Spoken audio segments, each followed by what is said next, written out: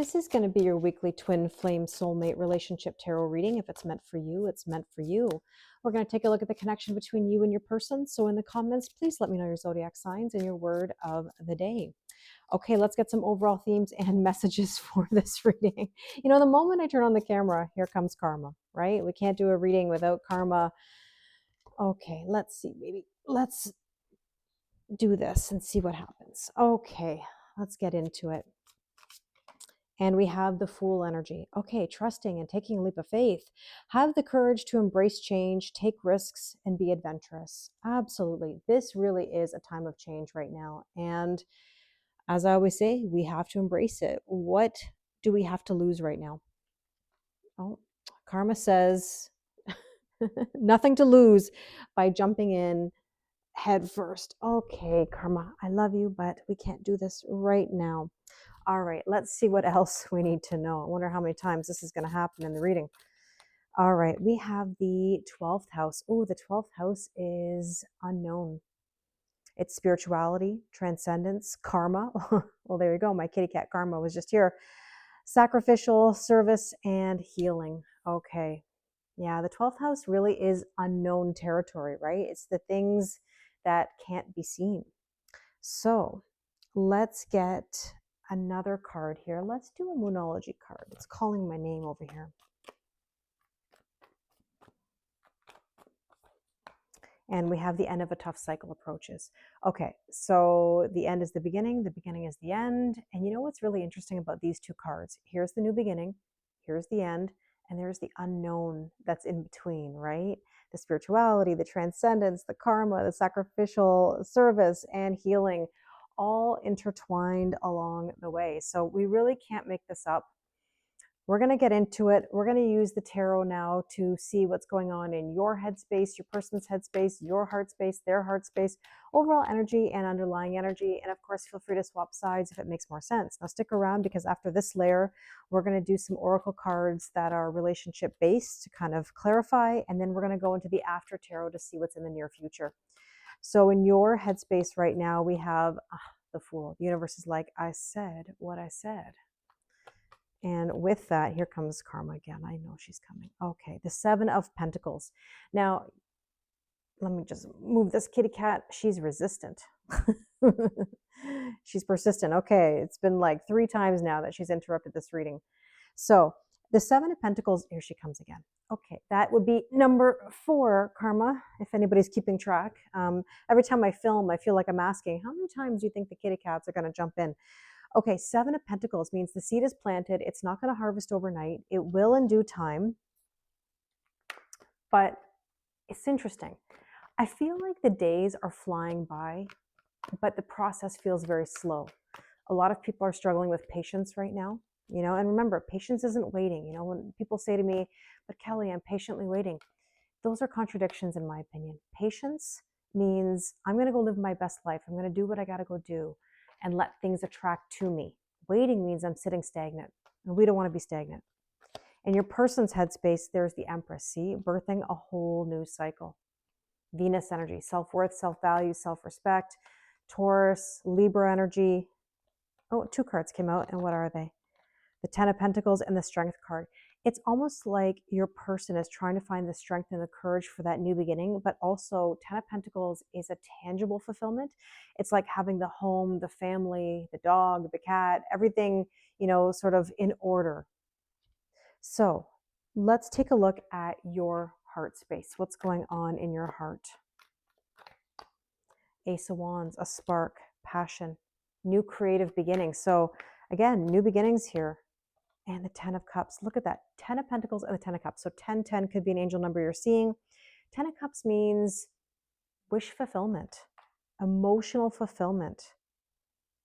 Wow, that's lovely. Okay, we're getting really strong messaging here.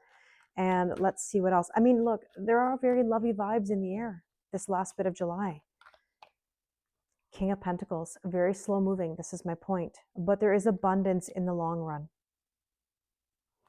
Now, we are in Mercury retrograde. Remember, people are going to pop up from the past, but they got to come correct. We can't just automatically say, okay, you know, come back in. Ask what's new, see if anything's changed, see if they're serious. We don't want any repeats of old stuff. And there's the Queen of Cups. Queen of Cups is about trusting intuition. I feel like they see you as this divine feminine energy. You know, I want you to lean back. That's the goal here. We don't want to be chasing. We don't want to be overgiving. We want to lean back, okay? Now, let's take a look at the overall energy off the top of each deck. 8 of Cups, walking away from things that no longer serve you. So that's part of letting go of the old stuff. Now, we have 2 8s here as well. So 8 could be an angel number you're seeing. And there's the Hangman. And you know what? I've been seeing the Hangman energy a ton. I don't know if you watched the chakra reading that I did recently, but you might want to take a look at that energy, because here's what it is. We're in the moment of neither nor. It's not this, it's not that.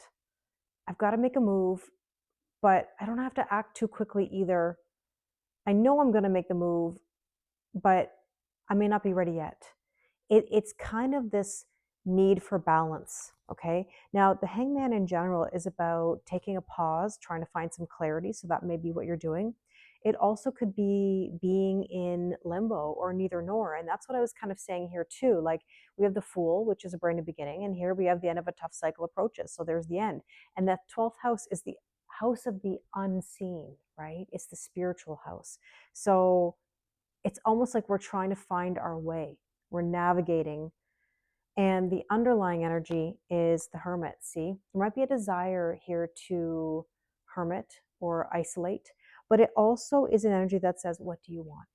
You've got to decide. And maybe that's the Hangman. You know, it's very similar type of energy. Now, underlying on this deck here is the 5 of Pentacles. Yeah. Somebody might be feeling left out in the cold and isolating themselves, trying to figure out what is the next step, you know, or there could be some negative thinking or drawing attention to weaknesses. And that's not something we want to do.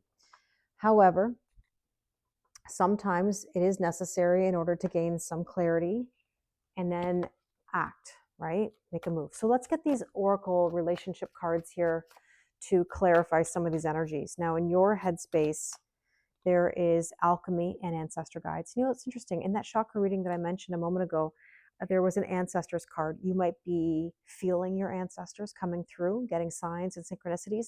That could also apply to past loved ones, you know, someone who was very important to you that visits you, you know, or sends you signs. Now, alchemy is about something brewing, which is true. You can feel the energy mounting and brewing, and it means we're going to take what we've learned from the past, apply it to the present so we can have a better future. And with that, we have here detachment and cold. Now, we talked about feeling left out in the cold. Are you feeling left out in the cold a little bit? Do you feel like your person is detached, or is it you? It all depends on your scenario, right? Remember, take what resonates, leave what doesn't, don't make it fit. In your person's headspace, confusion and illusions. Dreams are so vivid lately. So vivid. So that can also be part of it. Trying to figure some things out, right? And self-care is important. So that could also be why someone is taking some time in Hangman energy or hermit mode, just to sort of like recharge the batteries, so to speak. Now, in your heart space, yeah, memories and nostalgia. Are you thinking about the past? Are you in the highlight reel? I've said this a few times during the last few days, and that is, there is some spicy energy.